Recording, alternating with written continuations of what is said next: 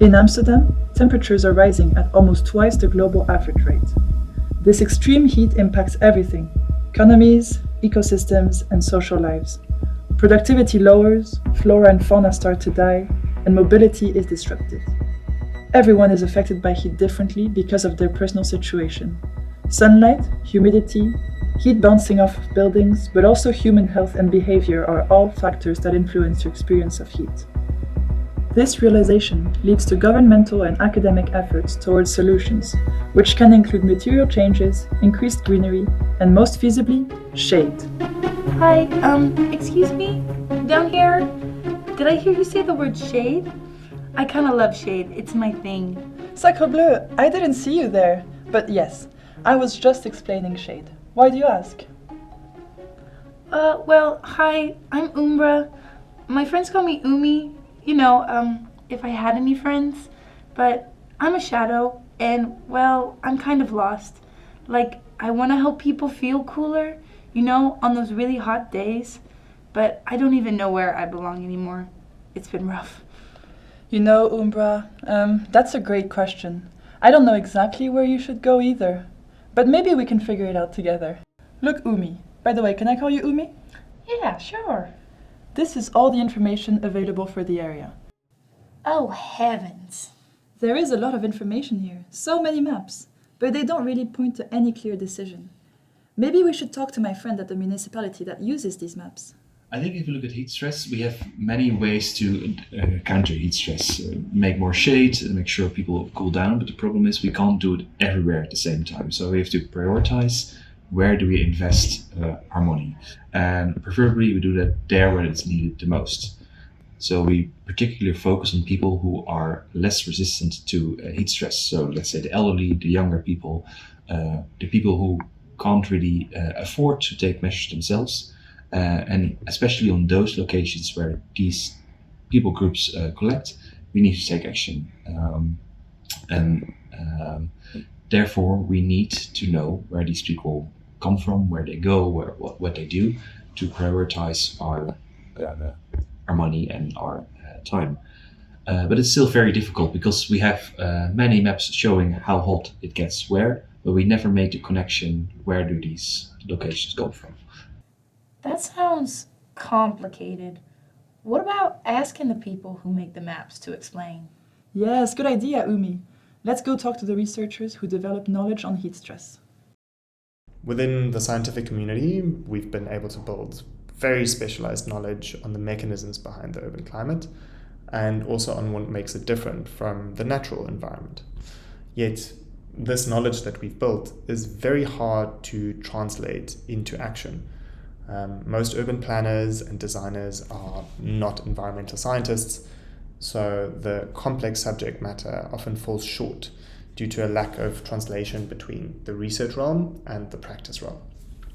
Shade is very different here, and it stands out as a particularly viable solution because of a few different things. It directly reduces exposure to solar radiation, which is one of the primary contributors to heat stress and how we as humans experience heat. So how this works is by intercepting or blocking sunlight, shade lowers surface and air temperature in shaded areas, but more importantly, it also reduces the mean radiant temperature or the felt temperature, creating cooler microclimates. This sounds great, but there's so much to think about when finding the right spot that I can call home. What if I mess it up? Shadows don't get second chances, Should I hang out with little kids and older people? Or maybe find the busy streets where everyone's rushing around? Do I need to think about everything? Or just focus on the obvious spots and hope for the best? Calm down, ma chérie. Let's go over what we know. So, to find the best place for you to provide shade, we need information from both researchers on heat stress and the practical needs of the city.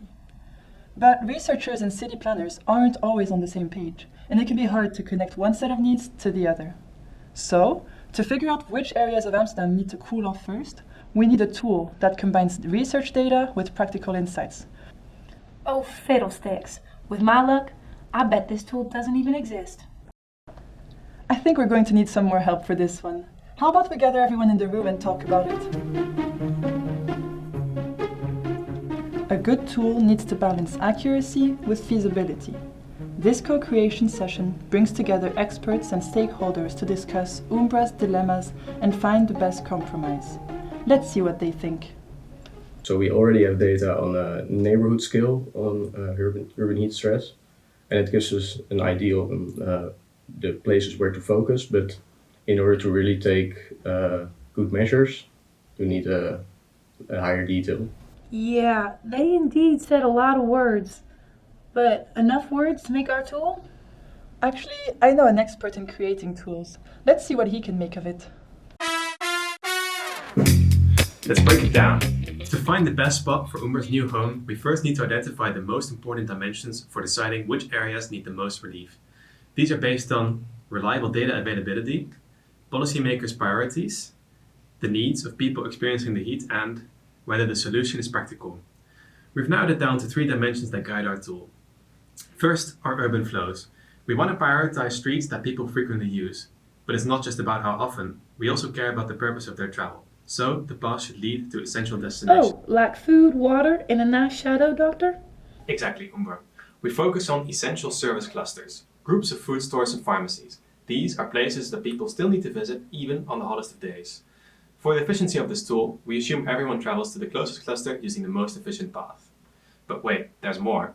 We also calculate the heat for a street. This includes more than just air temperature. We use something called the physiological equivalent temperature, or PET, which considers meteorological conditions and how humans perceive heat. But because PET models are debated in research, we also include detailed shade data. About time I recognize something. This shows not just where pedestrians can escape the heat, but also where there's potential to add more shade.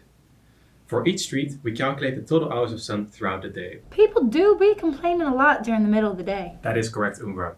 We account for this by multiplying the shade for each hour of the day by an index to calculate not only its presence, but also its intensity. For example, 30 minutes of sun at 2 in the afternoon counts more than 30 minutes of sun at 9 in the morning. Now that we have the components, we can combine them to get the first draft of the tool.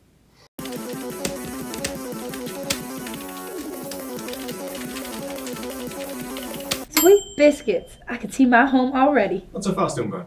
We should test if the tool works well for the people who use it. Looks like we will have to gather the team again.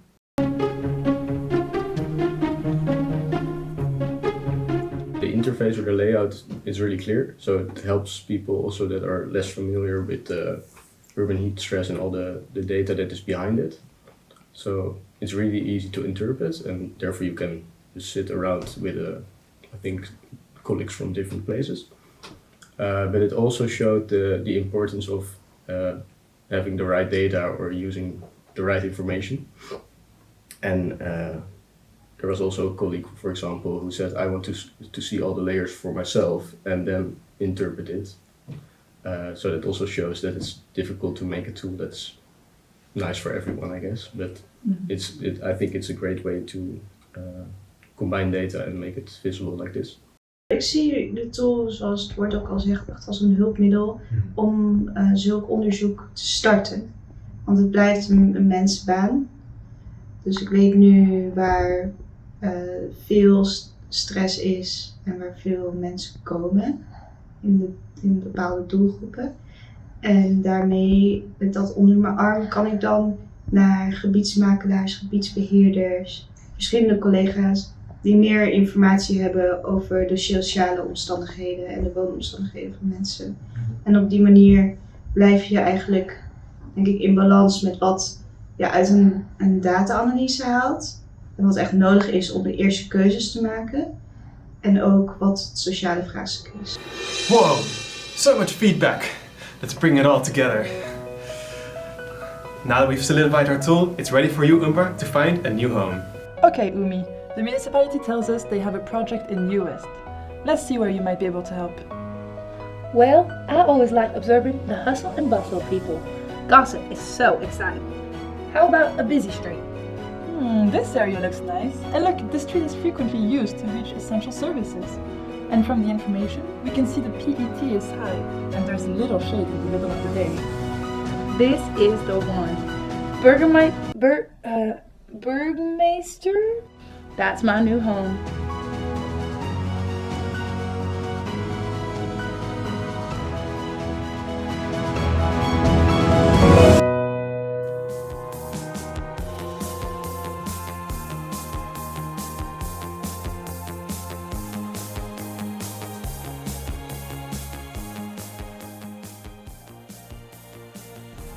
I guess you could say I'm always hanging around, but no one really notices me unless it's sunny, which is fine. I'm fine.